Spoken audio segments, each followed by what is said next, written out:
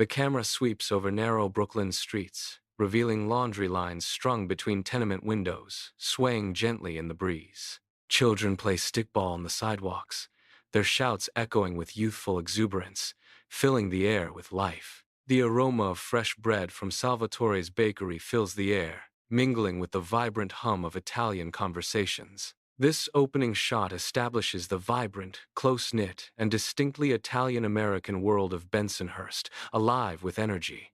In a 1950s kitchen, a young child, no older than 5, sits at a worn wooden table, eyes fixed with innocent wonder.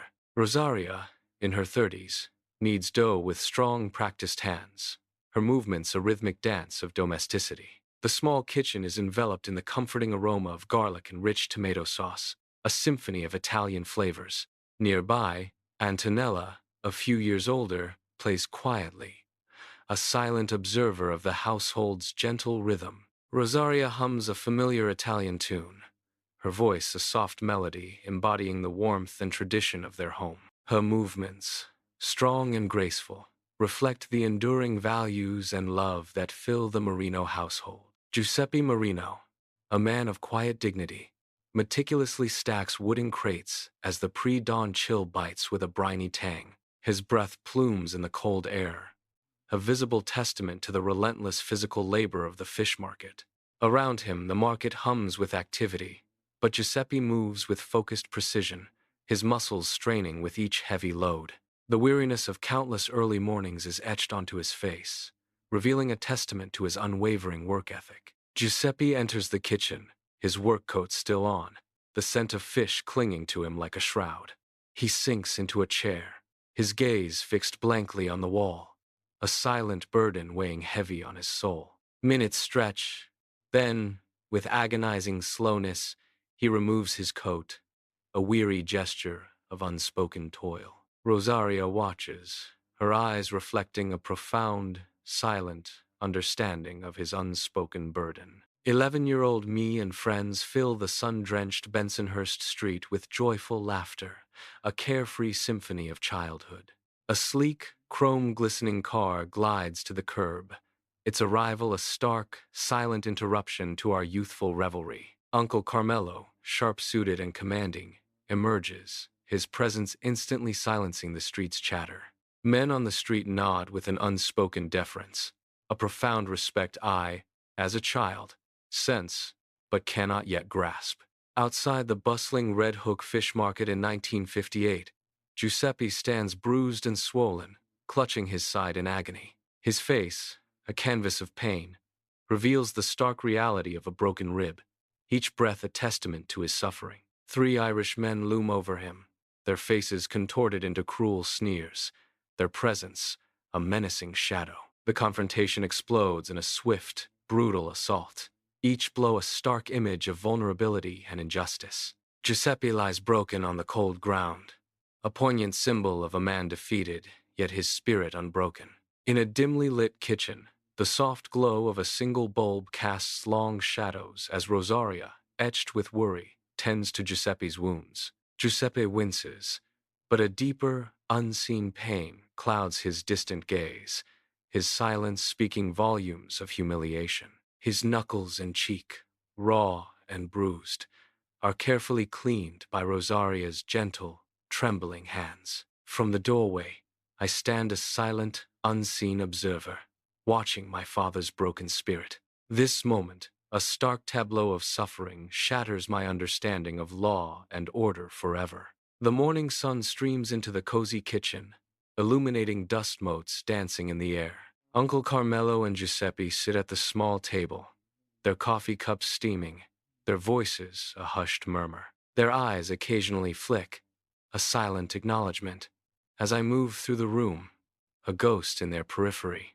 A thick, almost tangible tension hangs in the air, a silent promise of an unsettling resolution. The unspoken weight of their conversation fills the small kitchen, heavier than the silence. An inevitable conclusion looms, something far beyond the reach of normal laws, casting a long shadow. The vibrant Bensonhurst street pulses with its usual daytime rhythm, a familiar tableau of life in 1958. My eyes scan the faces, the storefronts, the men gathered on corners, searching for a haunting absence.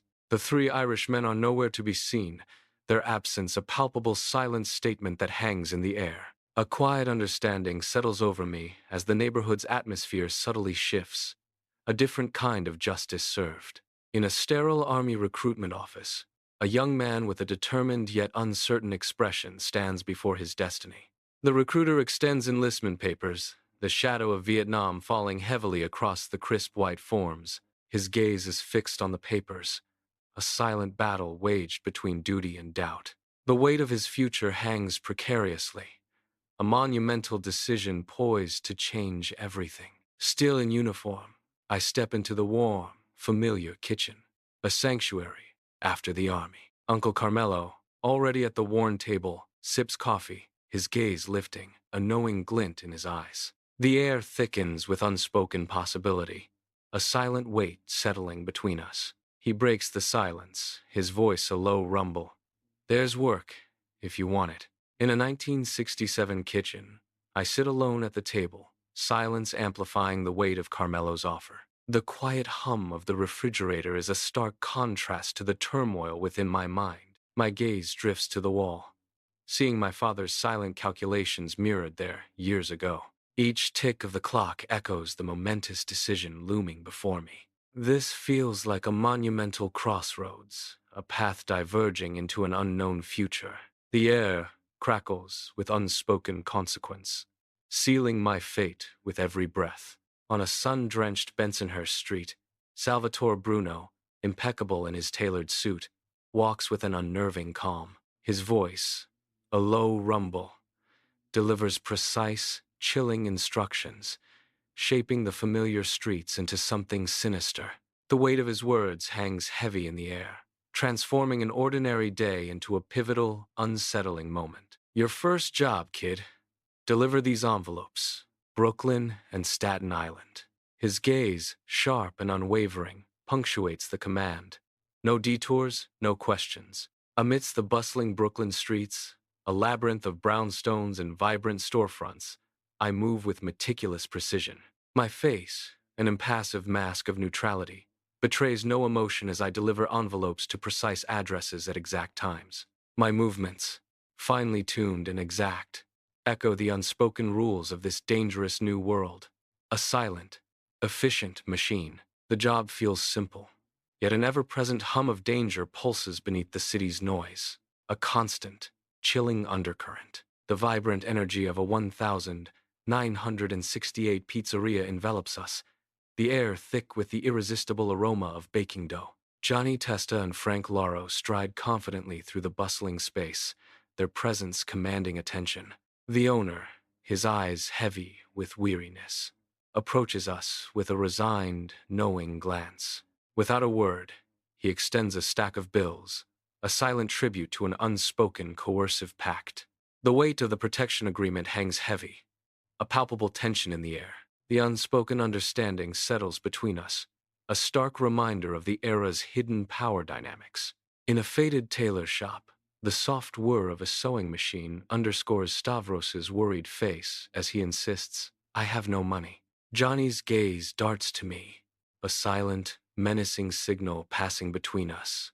I move to a rack, pulling suits, one by one, letting them fall in a heap on the dusty floor. With deliberate, unsettling calm, I overturn a table, scattering patterns across the floor. Stavros's shoulders slump in defeat, and he hands over the money, his spirit broken. With a sigh, Stavros offers us coffee, a strange gesture of resignation amidst the destruction. Outside Stavros's tailor shop, Johnny turns, his gaze meeting mine with an unspoken intensity. A subtle, almost imperceptible nod from Johnny, a silent acknowledgement passing between us. His eyes, dark and knowing, convey a profound understanding that transcends mere words.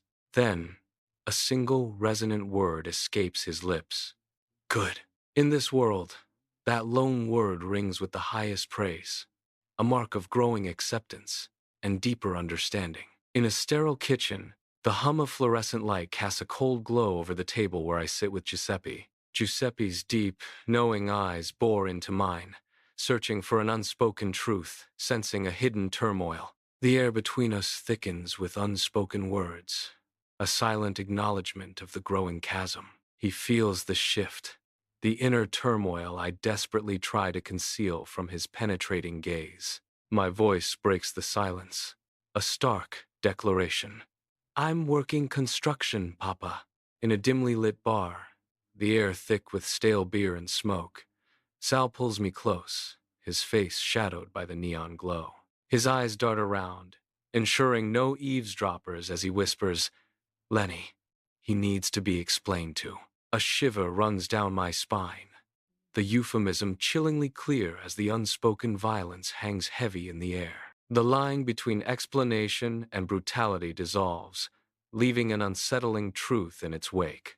In Lenny's cramped apartment, the air crackles with unspoken tension as Frank and I loom over him, his eyes darting nervously. The low murmur of conversation suddenly erupts, shattering the fragile calm. A flurry of violent movement and a sickening thud echo through the room, just out of sight. Our faces, etched with grim resolve, reflect the brutal explanation unfolding before us.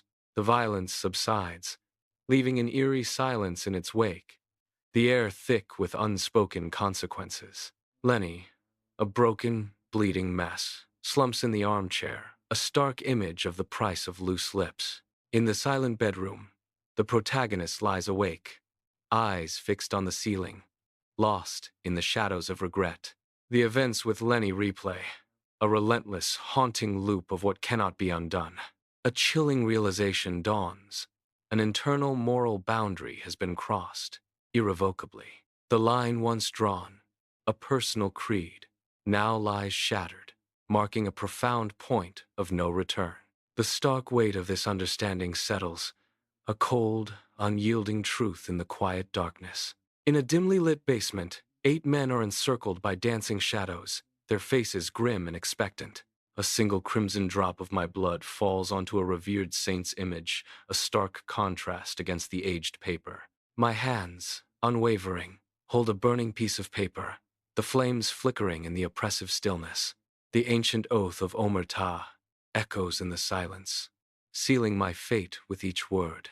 The ritual is complete, binding and absolute, as I am now made into the powerful Colombo family. The quiet facade of my home shatters as menacing black cars screech to a halt, FBI agents pouring out with ruthless precision. My children's innocent faces contort in terror, their world crumbling around them as I'm seized.